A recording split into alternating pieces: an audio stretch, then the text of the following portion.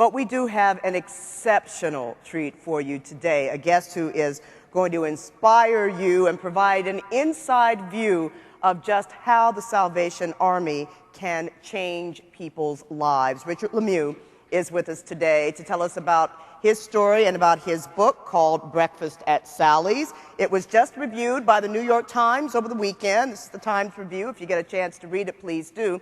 The New York Times said that Mr. LeMieux slept in his van in its church parking lot in the state of Washington, which is where he was living at the time, and that this book reads like a novel with a narrative moving in scene by scene, replete with lengthy dialogue between the author and the people that he meets. Mr. LeMieux's account of his homelessness is convincing because it is neither overwrought nor sensationalist. I had a chance to read this book over the weekend, and believe me, it is powerful, very touching. He was evicted from his home in July of 2002 and was living with his dog Willow in a beat-up van. Richard LeMieux found himself in circumstances that most of us fear, but very few of us ever face. He was penniless, he was estranged from his family and his friends. No faith, no hope left. He searched for redemption, and he found it in one of the most unlikely places. Richard LeMieux describes his own odyssey and the quirky, diverse, and endearing cast of characters that he met along the way. Richard LeMieux's book, Breakfast at Sally's, is a rare look into how the other America lives, how extreme poverty can exist on the doorstep of an incredibly affluent society like ours, and how one man who was beaten down and alone was able to reconnect, to find good people, and ultimately, with their help, to persevere. And he finds this true life-saving, life-changing compassion at the Salvation Army. Ladies and gentlemen, let's hear from Richard LeMieux. Richard?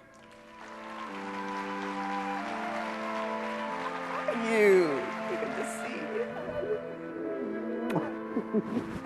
All right, let's sit down and set a spell, as they say, shall we? Shall we? And I see you brought Willow the Wonder Dog along with you. I did bring Willow the Wonder Dog. She goes everywhere I go because she is a lifesaver, to say the least. She's I have to say, I'm overwhelmed here because, 6 years ago I started living in my car. And so this is heaven. This is something else, isn't it? This is also... well, let's tell them your story, because I'm sure that I read the book, and I'm sure there are other people out there who've read it, but there are folks who don't know your story. And you went from a life of affluence. You had a beautiful home in Washington. You had cars and boats, took lavish vacations. What happened to change all that? Well, I had everything in some ways. I had the boats, the cars, the big waterfront home with the hot tub, and I worked all my life. I'm going to answer your question in a minute, but I worked all my life to build this dream. And somewhere along the line, I forgot to build in a safety net or something that went with that. I was always consuming and getting more and feeding my ego and making me the most important one in town, so to speak. And eventually my business failed, partially because of an internet process. I was producing medical directories for the medical associations and also university directories. So what happened when your business failed? Well, like many people that are today, if you read the USA Today, you're seeing more and more people that are asking basically the same question. How did I fail? How did this happen to me? When my business failed, I can remember the day I tore the telephone cords out of the office and feeling that this great sense of failure that I never expected. Number one, I'd worked all my life. I'd learned when I was a kid, adult, young man, always if you worked hard and you never gave up and you always kept your feet moving, then you were going to always be okay. But I made some mistakes. I overspent in some cases. And then when decisions needed to be made, sometimes I didn't make the right ones. We all make mistakes.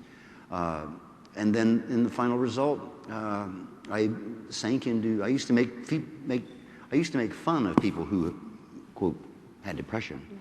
I would say, well, all you got to do is tough it out, cheer up, smile. And I never knew what really clinical depression was. I found myself lost in living in my car. Okay, well, what about family and friends, Richard? And we should mention, by the way, that Richard is a Buckeye. He's from Urbana, just west of here, graduated from Ohio State. But even though you were living in Washington, you had family, friends, children. Right. And I had changed. I had gone from this strong man who had answers for everything. If you asked me then, I would have told you I had answers for everything. To this man that they didn't recognize anymore. And to their credit, my children just couldn't, and I think that's one of the part of our society today, is it's difficult for children to take their father in or vice versa, sister, brother. And that is what you're seeing today, why people are being homeless on the street. Many of those people have families. They're not just, coming out of the sky. But our families have broken down. There's not enough room in the home. And those are the answers. And I'm sure those people love each other. But we're not like back when the Great Depression came. You could move west. Yeah. You could move into Grandpa's barn. You moved into your car. Yeah, I moved into my car. One night, you actually contemplated suicide. Tell us about that night. I didn't just contemplate it. After 6 months of living in my car, I was I convinced myself for the first 3 months, because the weather was nice, like today here in Columbus.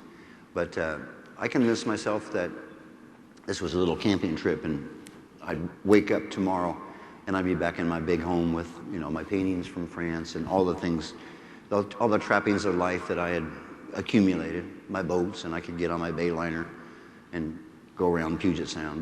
But I soon realized that that was no longer true. And I decided, and it's amazing, when we first walked in here yesterday, after we drove here after we flew from Pittsburgh, or flew from New York to Pittsburgh and then to Pittsburgh to here, that I saw this Christmas scene. And someone said, well, it's not Christmas, is it? Well, it is to me. Christmas for me every day is my birthday every day. Because on Christmas Day in 2002, I had had enough of the world in every way possible. I hated it. I hated the person that I knew. So what did you I hated do? myself. I went to the Tacoma Narrows Bridge. I don't know if have you ever seen a picture of it, but it's a very beautiful bridge. It's big and high, and you easily would end your life if you jumped off that bridge. And I went to the bridge, parked in an observation area down below, and put a little note in my car, because all I had left was my clothes and Willow.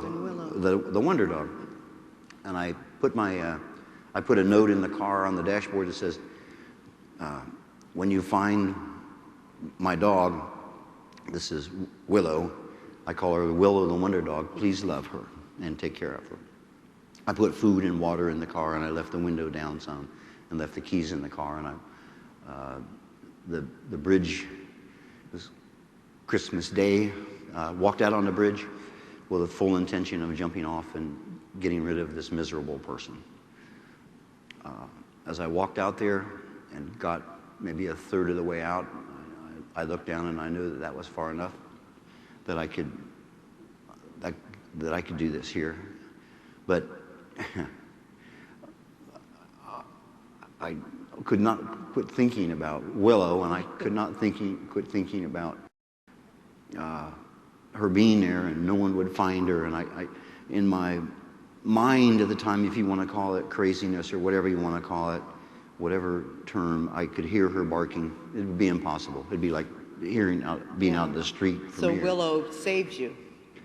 I ran back to the car. She had scratched the upholstery. She knew there was something wrong. Yeah. I grabbed her up, picked her up, and we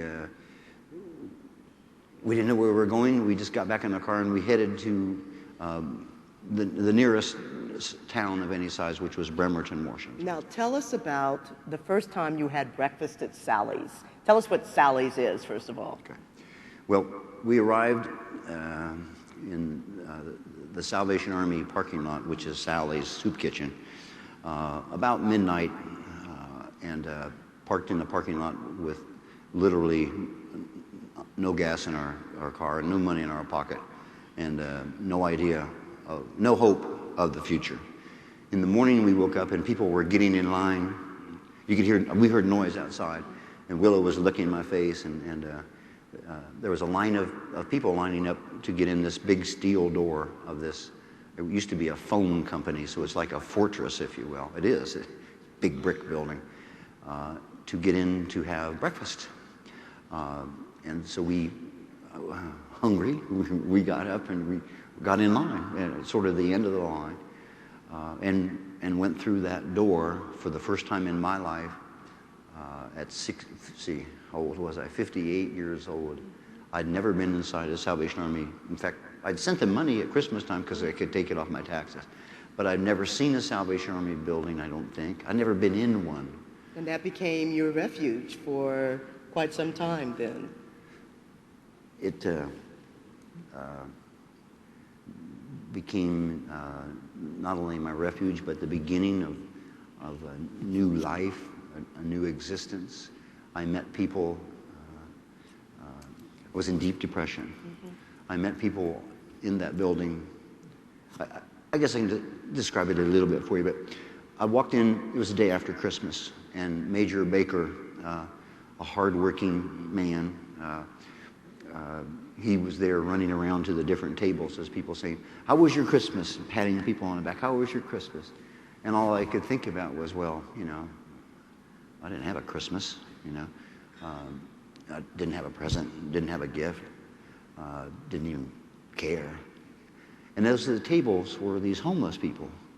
And so I pulled up, I went through the line, and I got what one of the men at the table called C told me it was mystery meat. This is a mystery meat.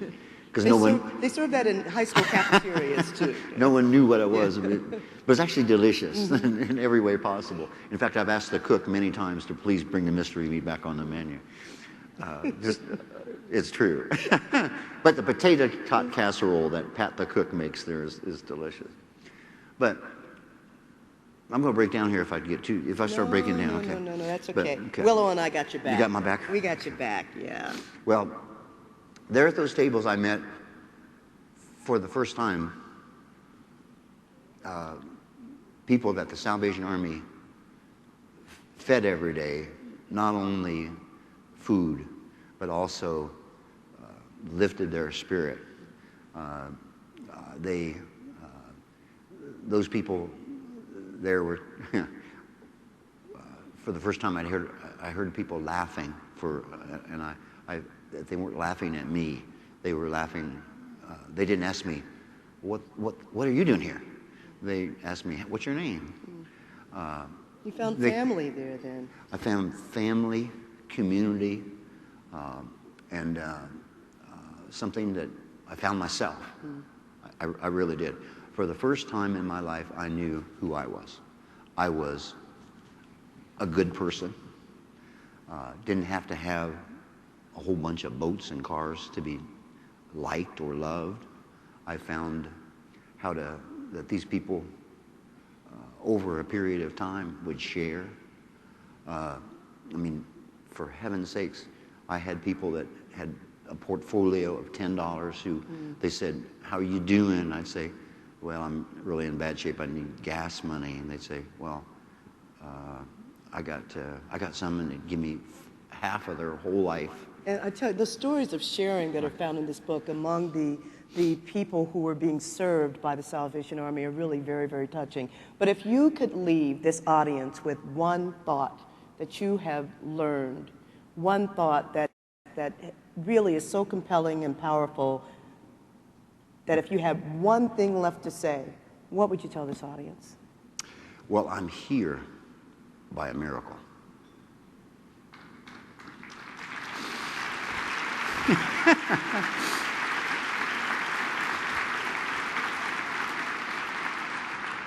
A miracle that started at breakfast at Sally's, because I wouldn't even be here if that day hadn't been that way.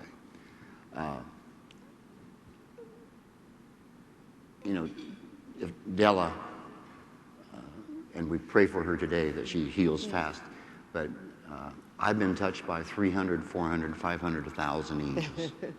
And I know in this room,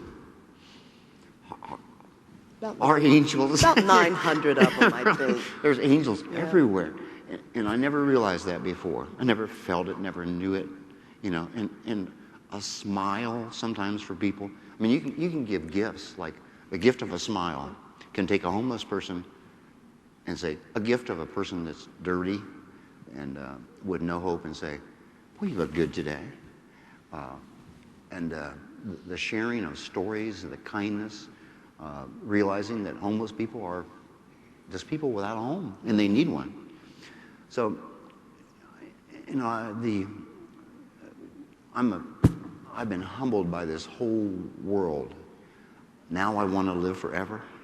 6 years ago, I wanted to end my life.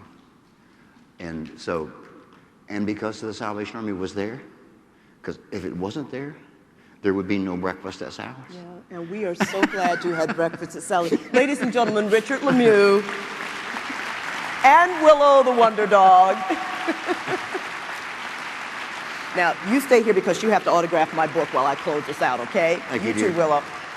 We want to thank you. If you get an opportunity, seriously, to read this book, please do. I was just going to skim it. I told Richard this already. I already admitted. I was just going to skim it just enough so that I could talk to him intelligently. I read it word for word, and I could not put it down. It's the kind of thing that really can change your life. It can change the way you look at people out there who, like Richard, had it and then didn't have it. It really is a life-changing book. And Richard, we thank you so much for sharing your story and the story of so many other people like you. And hopefully during the holiday season, we can remember all the Richard LeMieux in the world.